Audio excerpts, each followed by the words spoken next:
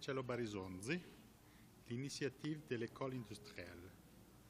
Conformément à son objectif d'assimiler le peuple autochtone et, par la même occasion, d'éliminer les relations avec les gouvernements des Premières Nations, le gouvernement fédéral accroît considérablement, dans les années 1880, l'influence des pensionnats sur l'éducation. En décembre 1878, J.S. Dennis, le sous-ministre du ministère de l'Intérieur, prépare un mémorandum pour le premier ministre Sir John A. Macdonald concernant la politique indienne du pays.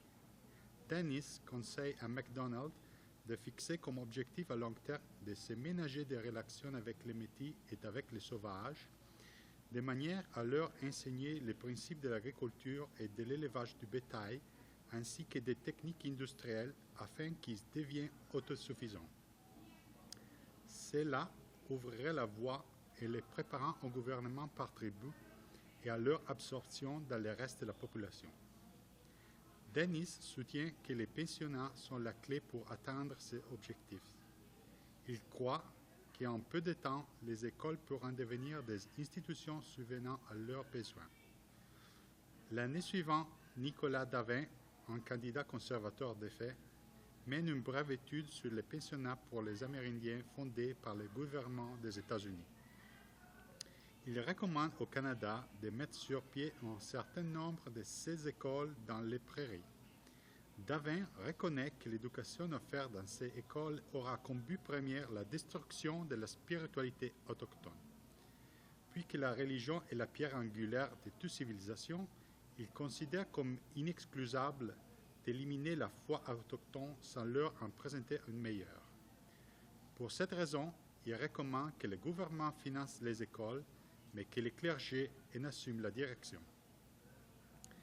La décision de continuer de confier la gestion quotidienne des écoles au clergé a de graves conséquences. Le gouvernement s'efforce continuellement, mais en vain, d'affirmer son autorité sur les clergés et sa volonté d'accroître le nombre d'écoles sous sa tutelle. À plus de reprises, chaque confession religieuse impliquée dans la direction d'écoles fonde des pensionnats sans soutien ni approbation du gouvernement, puis fait ensuite pression pour obtenir du financement par élève.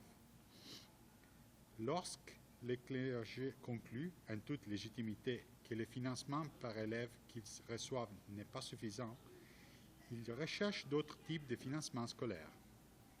S'appuyant sur leur réseau de missions dans le Nord-Ouest, les catholiques imposent rapidement leur influence et en dirigent environ 2 fois plus d'écoles que les confessions religieuses protestantes. Parmi les clergés protestants, les anglicans prédominent. Ils fondent et dirigent plus de pensionnats que les méthodistes ou les presbytériens. L'Église unie, créée par l'Union des congrégations méthodistes et presbytériennes, prend le pouvoir de la majorité des écoles méthodistes et presbytériennes vers le milieu des années 1920. Les congrégations presbytériennes qui ne participent pas à l'Union fondent l'Église presbytérienne au Canada et assument la responsabilité de 2 pensionnats. Outre ces confessions religieuses nationales, une mission baptiste locale dirige une résidence pour les élèves autochtones à Whitehorse dans les années 1940 et 1950 et un saint ministère ménonite dirige 3 écoles dans le nord-ouest de l'Ontario dans les années 1970 et 1980. Chaque clergé clame à son tour que le gouvernement fait preuve de discrimination à son endroit. La compétition pour les convertis signifie que le clergé cherche à s'établir au même endroit que leurs rivaux, ce qui entraîne des divisions au sein des collectivités et une duplication onéreuse des services. Les modèles de ces pensionnats pour enfants autochtones au Canada et aux États-Unis ne s'inspirent pas des pensionnats privés dans lesquels les élites économiques de Grande-Bretagne et du Canada envoient leurs enfants. Les modèles proviennent plutôt des maisons de correction et des écoles industrielles construites pour les enfants des familles pauvres dans les villes d'Europe et de l'Amérique du Nord. Le Parlement britannique adopte le Reformatory Schools Act en 1854 et l'Industrial Schools Act en 1857. En 1882, plus de 17 000 enfants sont inscrits dans des écoles industrielles en Grande-Bretagne. En vertu de la loi sur la protection et la réadaptation des enfants négligés de 1880, un juge a le pouvoir d'envoyer un enfant de moins de 14 ans dans une école industrielle où il peut être contraint de rester jusqu'à ses 18 ans. Ces écoles sont parfois des endroits dangereux et violents. À l'école industrielle pour garçons de Halifax, les délinquants primaires sont ligotés et les récidivistes mis en cellule et nourris à l'eau et au pain. Ensuite, ils peuvent être envoyés en prison. Le gouvernement canadien s'est également inspiré des États-Unis, où le premier d'une longue série de pensionnats pour Amérindiens gérés par le gouvernement a ouvert ses portes en 1879 dans une ancienne caserne de l'armée à Carlisle, en Pennsylvanie. En s'appuyant sur les rapports de Davin et de ce qui se fait aux États-Unis, le gouvernement fédéral décide d'ouvrir 3 écoles industrielles. La première est fondée à Battleford en 1883 sur le territoire actuel de la Saskatchewan. Cet établissement est géré par un Saint-Ministère anglican. L'année suivante, 2 écoles industrielles supplémentaires sont fondées. Une à Qu'Appelle et l'autre à High River, aujourd'hui dans les provinces de la Saskatchewan et de l'Alberta respectivement. Ces 2 écoles sont gérées par des directeurs nommés par l'Ordre catholique romain des Oblats. Le gouvernement fédéral, en plus de construire ces écoles, assume les coûts nécessaires à leur fonctionnement. Recruter des élèves dans ces écoles est difficile. Selon le rapport annuel du ministère des Affaires indiennes de 1884, seulement 27 élèves fréquentent les écoles. Contrairement aux écoles dirigées par les clergés, qui offrent une éducation limitée axée sur l'enseignement de la religion, les écoles industrielles ont pour objectif de préparer les peuples des Premières Nations à intégrer la société canadienne en leur enseignant les métiers de base, principalement l'agriculture. En général, les écoles industrielles sont plus grandes que les pensionnats et situées dans les villes et, bien que dirigées par les églises, leur construction nécessite l'approbation du gouvernement fédéral.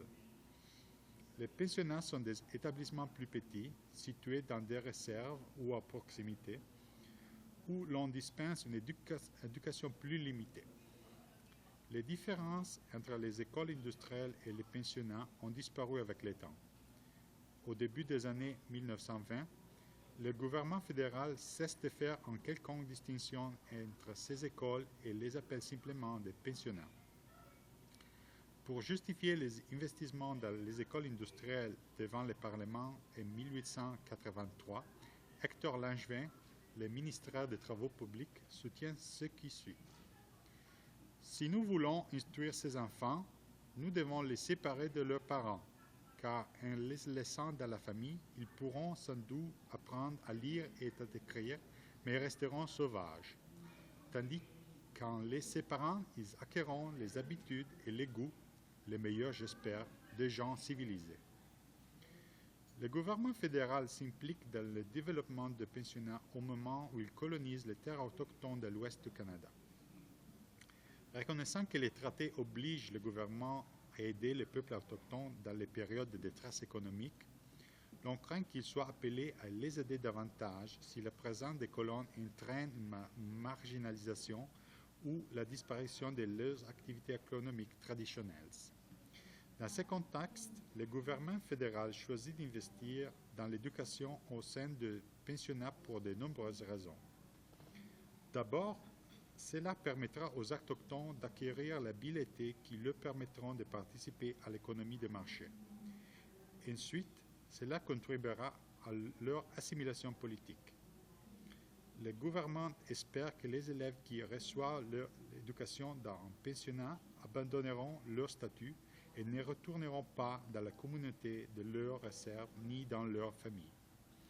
Enfin, les écoles sont considérées comme des moteurs de changement culturel et spirituel. Les sauvages deviendront des hommes blancs chrétiens. Ces écoles soulèvent également une question de sécurité nationale. Le fonctionnaire aux affaires indiennes Ansel McRae souligne qu'il y a peu de chances qu'on ou des tribus causent des problèmes importants au gouvernement si leurs enfants sont complètement sous le contrôle du gouvernement. Duncan Campbell Scott résume en ces mots les objectifs que le ministère des Affaires indiennes se donne pour les écoles en 1909. Ceci comprend non seulement une éducation scolastique, mais la connaissance des moyens de tirer sa subsistance de la terre, ou comme membre d'une communauté industrielle ou mercantile, et la substitution d'idéaux chrétiens de conduite et de morale aux conceptions primitives de Dieu. L'accomplissement des objectifs aussi invasifs et ambitieux nécessite un financement important qui n'était jamais disponible.